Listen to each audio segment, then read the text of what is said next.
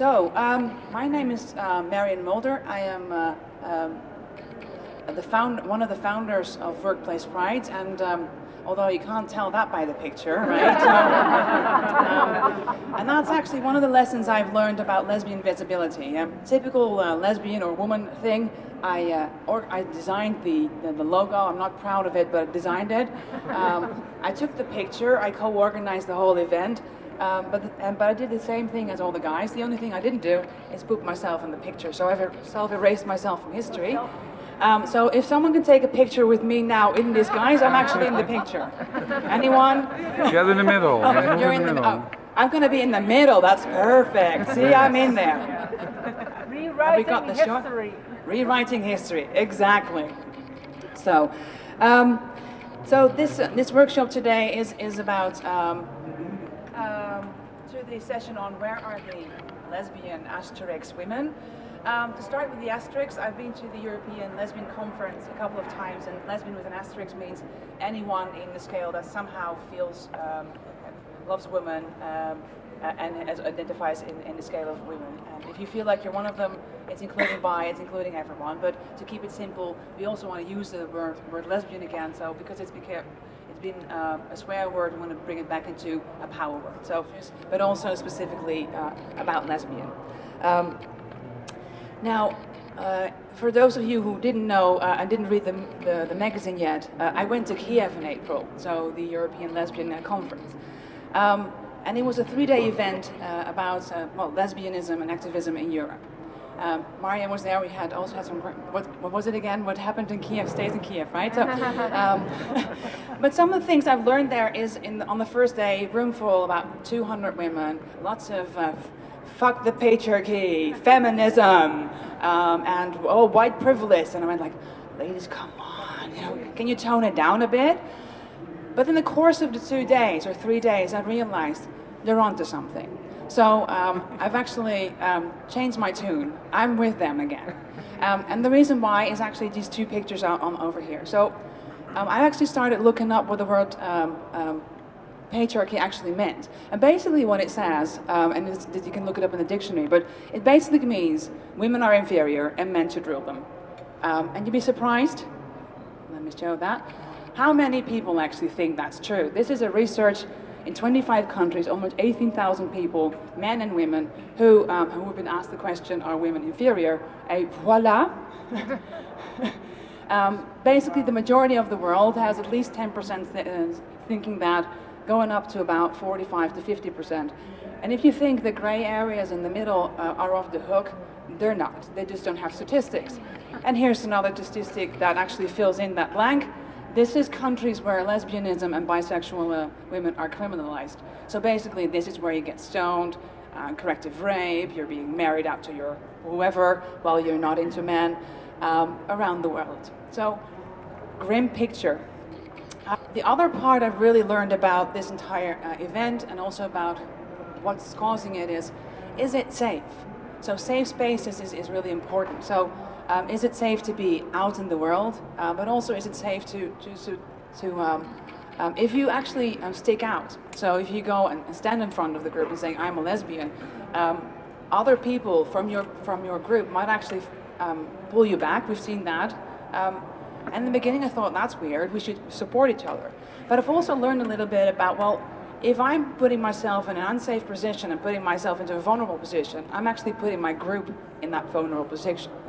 So I understand that people might not feel safe and therefore feel less safe because I'm actually standing out and being that role model.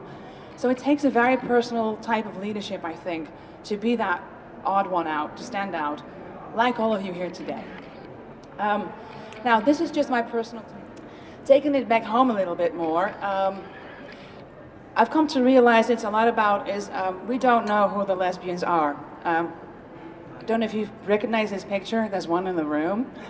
There's Maria.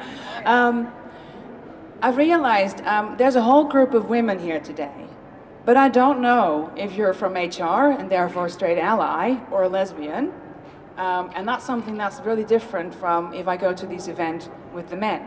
obviously, I can see most of the time who the gay men are, or they self-explain, but it's it's actually different. I can pretty much tell who the straight men are because they're pretty upfront about it. They come in, I'm here, and they talk about their wives, and within 10 seconds you know, oh, that's a straight man.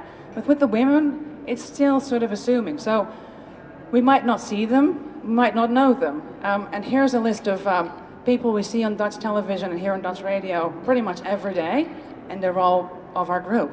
So today we were going to be hiring two speakers, giving context about what's causing this, from a statistical point of view, the reasons behind it, and also some of the solutions. One of our speakers is Stephanie Hardy. I'm going to ask you to come forward in a second while I'll do the technology thing. She's a manager at PricewaterhouseCoopers, or PwC, I think is how you pronounce it nowadays. Yeah, PwC, who've done research in Australia about where are the women, and she's going to give us some highlights there. And we also have a video from Dr. Anna Thijsseling, who is a gives us a historical perspective on homosexuality. And I'm glad I put these pictures up here as well, not because I forgot my own name, but also to introduce you to Christine. Christine, can you stand up? For those of you who haven't seen her run around all day already, organizing basically everything behind the scenes, Christine is one of our two relationship managers that recently have joined, and Lawrence is in the back, is the other one. Welcome. So, hi everybody. I am a manager at PwC. My day job is working with businesses on their business risk. I am here to talk to you more because of my gay job, as I put it. So in a voluntary capacity, I also co-chair our Diversity and Inclusion Council in the Midlands over in the UK. And so that looks across all the different strands of diversity, and I'm very involved in our LGBT committee, so we call that Shine Our Network. And so I'm going to talk to you about some research that was done in Australia. It was with about 1,300 different women over there, and I'm going to draw out the themes that came from that and how we've implemented some of that in the UK and effectively. So the full detail of the report is all on the app that you've got. If you haven't got the app, then you can Google it and it will go through all the methodology and background. And what I'm going to focus on is the 5 key overarching themes that we structured that research into. Each of those had a number of recommendations that came with it about how you could take it forward, and I'm going to pick up on one of those in each case and how we've kind of brought that to life to give you a bit of a practical illustration. Some of it you might already do in your own organisations. If you want to talk about any of the rest of it, I'm more than happy to do that. And if anyone feels I'm going too fast, just do this, because part of the reason that I am very passionate about diversity and inclusion is I identify as bisexual myself, and I have an anxiety disorder, so presenting to crowds is always fun. Okay. So our first theme was about the relationship between macro and micro culture, and really this is talking about the fact that microculture, that day-to-day experience you have at work, is what dictates whether or not you feel safe coming out in the workplace and safe talking about your relationships and your life at home. And effectively it illustrates that you might have what you perceive as a good macro culture and good messaging coming from your CEO, but if actually your personal experience is you go to get a coffee and somebody's saying something inappropriate or homophobic, then you're not going to feel that in your sort of day-to-day environment. So I think for this one I want to talk about the first theme, which is around clear leadership, and that's probably where I think we've done the most of our activity. It's strengthening those senior messages, making sure that they come across consistently, regularly, and leaving the rest of staff in absolutely no doubt about what's expected within an organisation. And so some of that you'll have seen externally. So at the moment we're really proud to globally be sponsoring Global Pride in New York right now, and we've got an LGBT summit going on over there where we've invited people from territories across the world that we work with so that they can talk about the very different experiences they have in different legal contexts. We also are sponsoring Pride in London, and we've been attending a number of the different big prides in the UK. But then we do a lot that's more internally based for the organisation. So our sponsor for our LGBT network in the UK is actually our UK chairman, and he also chairs the European region, so we've got that very senior endorsement. We also have partners that are very vocal in their support. And so one of our senior officer partners will attend the LGBT events regularly as an ally, so he's visibly there. He also likes to spend a lot of time on Twitter tweeting about rainbow laces, which might seem like a small thing, but actually it's constantly reinforcing that, so that's quite nice for us. And we've actually organised with our leadership team that different members who have and are perceived in very different ways in their skill set and their level of interest and engagement with diversity and inclusion are actually sponsoring different key dates through the year, like Lesbian Visibility Day, like National Coming Out Day. All of those are sponsored, and there are communications or quizzes or events that go out, and the partners are very visibly involved in that irrespective, which sends a powerful message. So then I'm going to go on to our theme 2.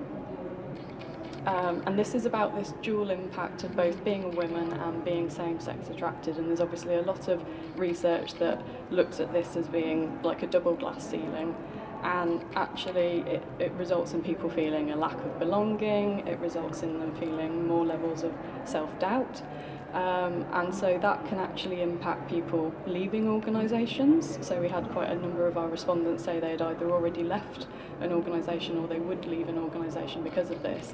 And when we drilled into it, some of the comments were indicating it affected people's career decisions. So they may not go into a certain line of work at all if they thought they weren't going to be able to succeed in that environment. I clearly don't press very hard, sorry. So what I wanted to talk about here was the safe spaces, point 3. And I think what we've done in order to succeed at this in the UK has been really simple, and anyone can do it. We've got a WhatsApp group. It was so we set up this, which is kind of outside of work environment, but for work people. It started from some of the people in London and myself and Fran, who were more Midlands based, and then gradually over time through the individuals that we knew within the LGBT network who were women, whether allies or whether identifying as same-sex attracted, they've grown. So we've now got probably a 50-strong number of people in that group who are happy to discuss on a regular basis things in the media that interest them. So we've obviously got lots of good TV going on right now, like Gentleman Jack. Yes. So that gets a fair bit of discussion. But we also get news stories. So some of you will be aware of the attack that happened at the beginning of the month in London. So it created a safe space where people could talk about how they felt about that with no worry about what perception would be from anyone else. And it's provided a platform where we've gone from that online chat, which is in your pocket all the time, you can contact inside and outside of work, to people being able to set up brunches, virtual lunches. We're trying to do a lot with technology because it's also a bit more environmentally friendly when you've got about 16 plus offices in the country. So that's all working really well, and I'm looking forward to more that we're doing there because we're sharing coming out stories, which encourages those people who perhaps aren't as comfortable to know that other people have gone through that and are feeling happy. So our next theme is about the stereotype. So in this, we'd asked respondents to the research to talk about what they saw as the lesbian stereotype, and they talked about things like masculine, butch, aggressive, and actually, so we know that the biggest risk people experience from across different sets of research, they're concerned about being judged if they come out, and our respondents backed that up, and they were saying actually we just want to be judged on the quality of our work and nothing else. And actually only 23% of the people that were spoken to felt that that stereotype was actually something that they lived up to. 72% felt that it was potentially damaging to their relationships in the workplace. So, in terms of what we've done about it then, again we've got a number of recommendations, and I want to talk about the second one here, which is defining how to be known. So I said we've got that WhatsApp group in place now, and that's provided an arena in which we can start to discuss, well, what are we interested in? What does that group want to be called? And we've got two quite passionate leads within our network who wanted to develop this. They've done surveys to ask about what are people interested in, women in that group, what would they want to call themselves and be known as by the rest of the network and the rest of the firm. And they've started to recruit a subcommittee from across the different offices that can continue to develop that identity. And they're starting to look at role models, but that's our next theme, so I'll click on at this point. So, role models, we found, unsurprisingly, that respondents to that research were saying, actually, if I've got a role model in the workplace, I feel much more comfortable being out, because that role model enables me to feel a sense of belonging, to have a vision for the future. Effectively, they could see a career pathway of where they might be able to get to in that organisation. Unfortunately, and I think this is the same for a lot of organisations, there aren't necessarily a large number of role models in senior positions that are always visible. So we have a lower number of very senior, very visible out women in the UK. We can access some of those globally, but what we did instead was redefine them. So I want to talk about point one here, and this is kind of why I'm here talking to you as well. We've basically gone to junior staff that felt very passionate about what they believed in and were very comfortable wanting to be open about, this is my experience, this is who I am, this is what I look like. And we've got them going out in a variety of capacities. So it might be very small scale. They might just be having chats in the office with junior colleagues. It might be that they're going to induction programs and reinforcing that you can come out in the first year of being in the firm. You don't need to be worried about establishing yourself first. It can be that they're doing large-scale presentations. So our AGM is attended by about 600 people at our office, and our co-chair did a presentation at that. And I myself had a presentation to our partners where it was a couple of hundred. So when we do that and then we talk about having done that, we create new sorts of role model. And we buddied those junior role models up with some of our more senior people who are allies and can reinforce that messaging. And when they badge that in the right way, it gives such a powerful sense of endorsement that you can kind of see that pipeline coming through for the future. Okay. So our final theme was around networks, and so this is where the research was picking up that actually LGBT networks are traditionally quite male-dominated and potentially quite social activity focused, and because they're male-dominated, the social activities are then potentially what the men want to do as opposed to what the women want to do. And so what respondents to the research were suggesting was that actually they wanted, although they fully believed in the objectives of the LGBT networks that they were part of, what they didn't see was a connection to the purpose in the activities that were going on. And so we looked at what recommendations might make a difference to that. And so here I want to touch on this early adopter point. So I've mentioned we've got this WhatsApp group, and effectively this is quite early for us in some senses, and then also quite developed. We've got that early adopter group that is shaping what women within our LGBT network are going to look like. And we've also, in the process of establishing that, created space within the leadership of those committees for a lot more women. We've got a female co-chair, and we've got, I think we might be in danger of outnumbering the men soon, which will be fantastic. I did say that. But that is creating a real space where they feel like they can, be open and transparent, and it builds an opportunity for more people to get involved. So, next steps wise, this is just to say that if you do have the report, in the appendices it has these two sections at the back that talk about how you could implement the research when you've had a chance to read it, and sort of gives you a guided process that you could go through in your workplaces if you wanted to. I would say it can also evolve organically, and if you've got very passionate junior staff, then actually they can run with this, but this gives you a bit more of a framework if that's where your starting point is. My contact details are also in the app, so by all means, if you want to get in touch with me to talk about this or anything else, then I don't know how long we'll have questions-wise today, but you can by all means follow up with me on that. Thank you. So in terms of how to find them, what's been successful for us has been about having those first few people that are willing to be really visible. So Fran and I, Fran is our co-chair for our LGBT network. I'm sorry. Okay. So Fran's our co-chair for the LGBT network in the UK, and she was the one that did a presentation to our full AGM of people at the start of an induction for a new peer group. And it was around the same time that I ended up going to one of our big partner meetings, and I came out to them. And we turned that into a blog for Bi-Visibility Day quite soon after. Both of those were then pushed through the network, and in response we got a number of people getting in touch directly to say, oh, I'm really impressed by your story, I'd like to talk to you, I'd like to get engaged. And that kind of started to allow us to build on people that were perhaps already out in London, where we kind of have more of a concentration of staff. But I think it is that snowball effect of once you get one or two, then you start to draw more people in, you start to do more things, you talk about it, but it is finding those people that are willing to be really out and visible in the first instance, which can be a big ask. The other question was about WhatsApp group and also Yeah. safe space. Do you have other examples? So safe spaces, I think, I guess I personally am very attached to any form that you can get online. So if you've got alternatives to WhatsApp, we do actually within the business have Google Chat, for instance, which also allows for chat rooms.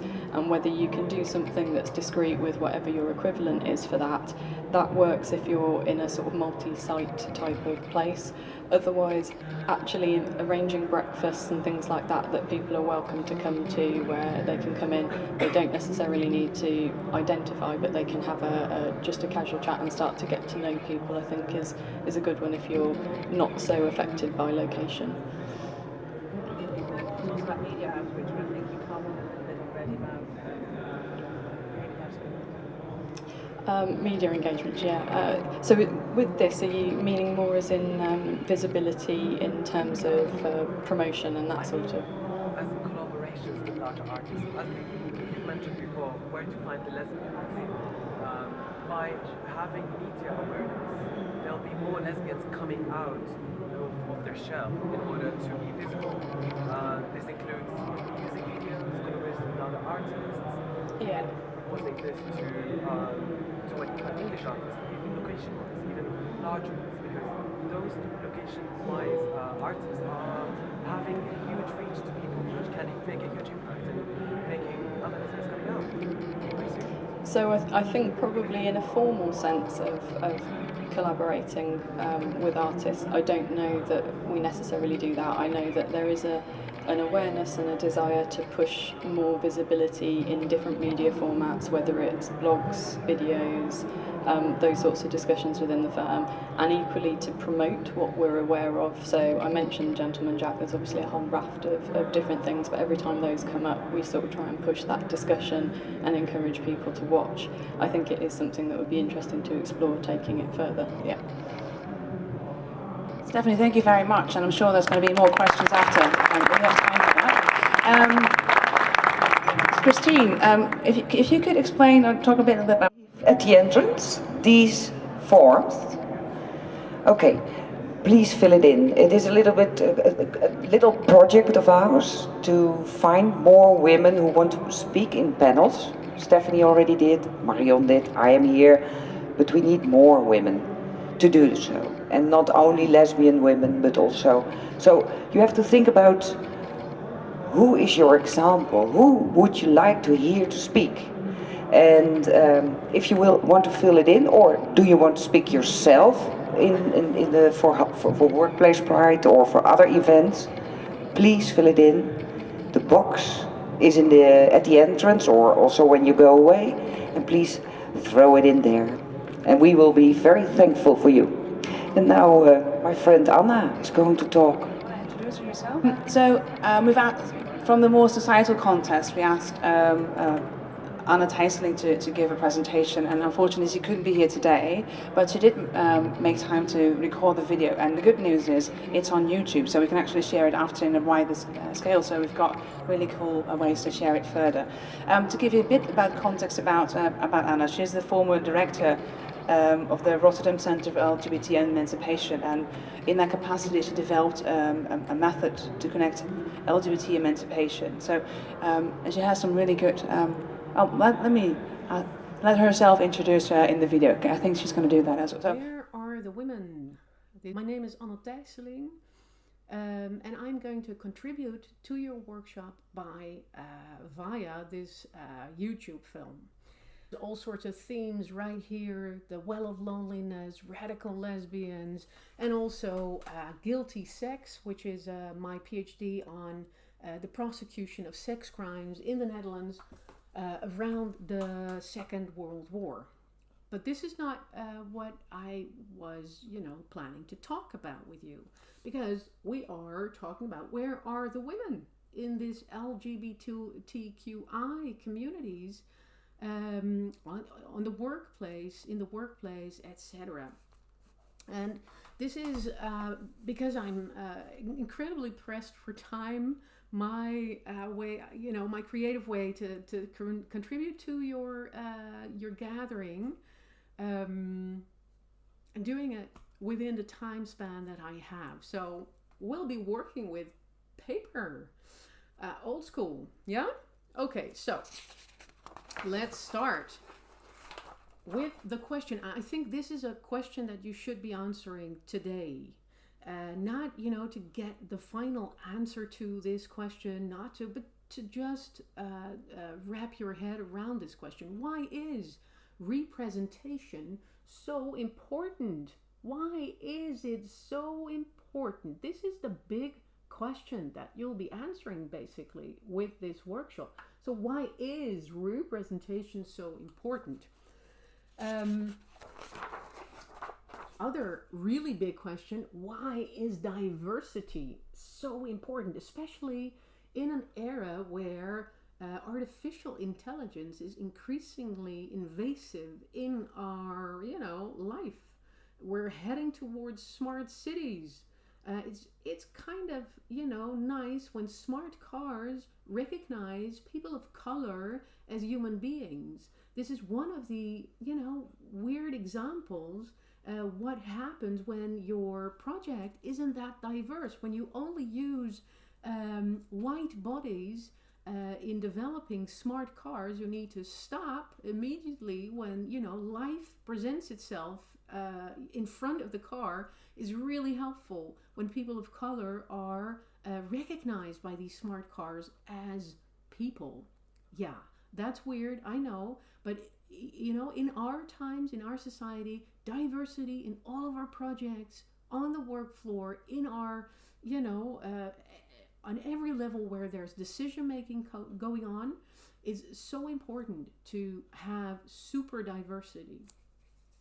Because, we'll get into these questions. Next slide. So I told you I'm an academic, so let's approach it in a sort of academic way, and let's try and get some perspective on the micro levels, the Mazal levels, and the macro levels that are important in trying to answer these questions. Yeah? Okay, are you ready? Let's start with the micro level. This is the level of actual people like you and me, actual people, breathing bodies who need to feel included. So on the micro level, why is diversity and representation so important? It's about the basic right to exist. This seems, sort of redundant maybe, but the basic right to exist, not everybody feels that to the same extent. And now, I'm talking about this Western liberal capitalist context where, the basic right to exist is tremendously different from other parts of the world. So I know that we're talking about an already privileged situation, I know. But within that privileged situation where, you and I are sort of conversing to each other on diversity and the importance of representation, still there's lots of people who actually, they don't feel that right, that basic right to exist. It's about being able, this is really, difficult. How do I get this into your screen? It's about being able to breathe and relax within a larger group or community. That is a bit of an esoteric way to just state, how important it is to be able to breathe within a larger community. So this is what goes on in the workplace, right? Are you able to relax and breathe and really just be there? This basic right to exist. Or are you actually sort of, flying under the radar, not feeling represented, not feeling the vibe that goes with, inclusion and inclusivity. So on the micro level, representation and diversity are about, it's kind of existential. The basic right to exist and to be able to breathe and relax within a larger body of people. Yeah? Any questions? I'm not able to answer them right now, but if you want, we can sort of have email correspondence. Don't be shy. Just email me if you want to talk a little bit about what I'm offering. This is, I'm just giving you what I think is important to think about. And I want to be accountable for my contribution. So, feel free, email me. Okay, so meso level. This is where we need to sort of slow down and think about decision-making processes that go around, all sorts of groups that we are part of, work environments we are part of, political, economic, social bodies that we're part of. And with this meso level, I mean the level of institutions, the level where you get to decide how your environment is going to be. Here I think representation and diversity are important because we should always look for the li. This is a deep democratic idea that, majorities say la, la, la. That's the majority version of events. And with deep democratic approaches, you're always listening for the li. What is the li in this situation? Okay, moving on. Oh, and the li is, of course, voiced by, minorities. And that's where the wisdom is.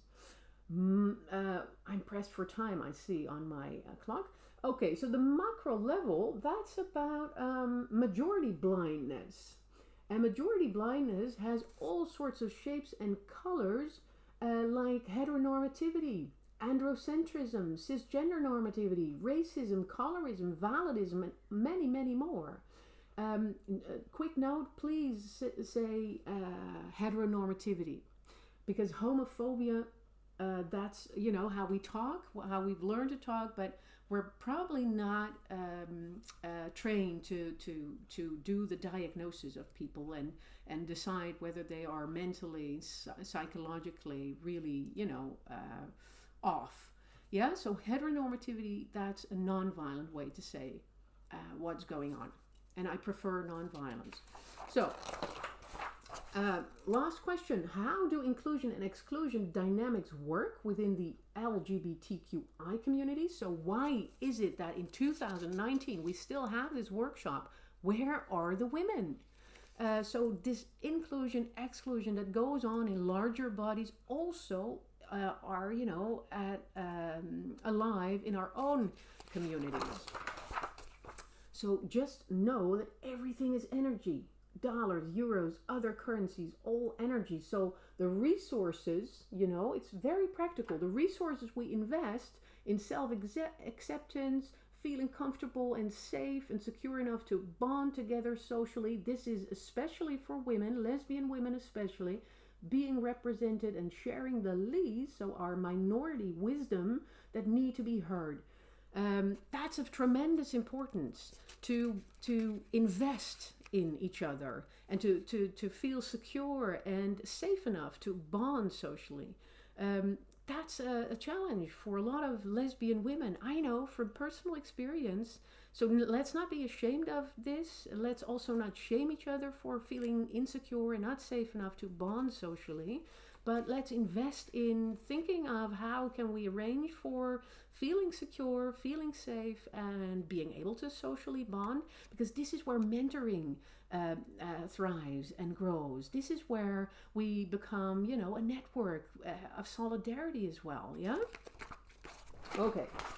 we're almost done. I want to end my contribution with this paradox. So on the one hand, identity politics is of tremendous importance. On the other hand, there is a danger of getting addicted to victimhood, a danger of shutting up other voices, shutting down dialogue, yeah? Because if we say, well, you know, if you're not a lesbian, you can't talk about the challenges of lesbian women, that's not the way to go. So identity politics, tremendous importance, but let's see the backlash that comes with it as well. And let's remind ourselves of the drama triangle invented by Stephen Karpman, who said, well, it's really easy for all of us, even if you're heterosexual, even if you're a guy, whatever, it's really easy to slip into the role of a victim or a rescuer or persecutor, prosecutor, and it's really, you know, learning by doing to be a creator instead of a victim, and a coach instead of a rescuer, and a challenger instead of a persecutor, prosecutor, yeah? So let's be aware of the backlash that also comes with identity politics. It's not easy, our job, but if we want to just, you know, have this abundance in women available to speak at all sorts of conferences, we got to think about these kinds of questions. We got to, you know, think about it, get our acts together. Maybe that's a bit strong to say it like that. I don't know. Let me just say that I love to be joining you live. I'm very sorry that I couldn't make it, and hope to see you. And don't be a stranger. If you want to talk or exchange ideas, just email me, you know. I am accountable, of course, for what I contributed to the Workplace Pride Conference, Schiphol Airport, 2019. To give you some context, what I've learned from Kiev, there's a lot of NGOs out there, and there's a lot of very strong women who, I think, volunteer positions, do fantastic work, but very, very, very little funding. To give you a perspective of the available LGBTI funding from all of these initiatives, only 3% goes to lesbians. There's funding going to LGBTI funding in general, but that tends to go to other subjects and not specifically to lesbian needs around the world. So, but there's other ways and other topics around human rights that you can maybe think about, that you can do as a company. And theme number 3, from a personal perspective. So, what can you do for yourself as a woman, as a lesbian, or as an ally? So, group number 1 will be over there, and will be facilitated by Mazal, who's basically going to make sure that you have a fun conversation, which I'm sure is not going to be difficult, because you're all talking amongst each other very easily. Group number 2 is in the middle there, is human rights, and yeah. I need to learn to breathe in between something from time to time, and then sorry, that is in the middle over there, and group number 3 is on personal, is over here. So, and that's green. And you stick your heads out. So, to give you 3 examples that I already thought about, I think we need probably more research, but then with lesbian researchers included. I know Workplace Pride has already suggested that we might want to do something with that. So, if you want to attribute to that concept, that'd be great. We also already have a WhatsApp group for women at Workplace Pride for the women network leaders. Some of you are on there. If you're not, let me know, and we'll get you on there as well, so we can have that conversation going forward. And we also have a lot of the social media. With having said that, please go into any preferred group, and I'm sure all 3 topics will be discussed anyways, but sort of around career over there, sort of around human rights over there, and sort of around, and we'll report back at the end to get some ideas from what all the groups said. So, thank you. Happy talk. We have different kinds of views. We have the HR kind of views, and we have the kind of the community people kind of views. So what the HR people personally do is help the LGBTI by creating policies, and the people from the LGBTI network, they are ways to make yourself visible. The most important thing is that we have role models, and standing out as being yourself helps for other people to get the more visibility in place. And a nice gesture, which we embraced all, it's not only as LGBTI, but also as allies, put a tag in your email signature that you support the LGBTI community as an ally or whatever. Make us visible. Perfect. Only 1 minute. Wow, perfect. Okay, switch, refresh. So, the human rights group, who's doing the honors for that one? The middle group. Okay. Yolanda, are you doing it yourself, or okay, you have a code. Okay, so in 2 minutes or less, I'm timing you. What did you find? Thank you. So we started out that for men, there's like really one more of a purpose. There, for example, if you look at AIDS, there a lot of money goes to AIDS conferences, for example. We as women, we don't have like a very common goal, so that's one thing we could start with, to find like, okay, we can marry now here in the Netherlands, but what do we really want to achieve? Do we want to be an ambassador to other countries, for example? So that was one thing. If you also look at same-sex attracted women, or same-sex attracted women, it's more of a broad terminology than only lesbian. So the word lesbian can have a bit of a negative intonation. Well, some people perceive that, and we think that if you call it same-sex or lesbian with the asterisk, you can reach more people. So you make of a minority, you make a majority. So it's also something we could do to really make that group bigger. And we also think leadership. So women at the top, put some more lesbians at the top, then we have a yeah. My mind's gone completely. Yeah. Sorry. Yeah, so there's a few things we think we can do. Okay. Perfect. We're very perfect. Thank you very much. So don't throw those away. You can give them to Christine, because we're actually going to use them for our best practices. So group number 1 on career. Who can I give the honors? Okay. Yeah. Hi. Learned many things.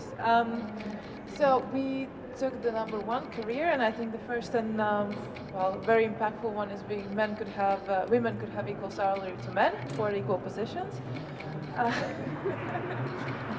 We also said that managers could stimulate and encourage women to apply for new positions, because apparently we don't do that enough, and men do more. News for me as well. We can make vacancies more inclusive. We can make job descriptions that are more inclusive and more attractive to women. We can engage them in coachingships to dare to take opportunities and new challenges on. And our senior leaders could engage in some sort of sponsorship, as was mentioned before, have a role model and lead by example. Women should also probably be more aware of their own unconscious bias, because we tend to be very competitive when we get to the top. We also can help the management to understand how to respond and act when women actually stand up and do speak up. And women need to help each other. We have an all-girls network in mind, so it's copyrighted. Please share royalties. Not all network, but all. ALL. And of course, we can always share some personal stories and inspire each other. Yeah. Thank you. And all that in just 10 minutes. So imagine what we do if we have more time and spend more time together and changing the world. So before we go on a break, I think it is, right? Yeah. 2 more things. Let me show this one. So 10 years after the first picture where I wasn't in, this was the 10-year anniversary of Workplace Pride. I learned my lesson. I'm in the picture, and to have proof of that today, I'd like to make a group selfie with all of you. So I'm going to stand around this way. I'm going to take a picture. So if you want to be in it, make sure that hang on.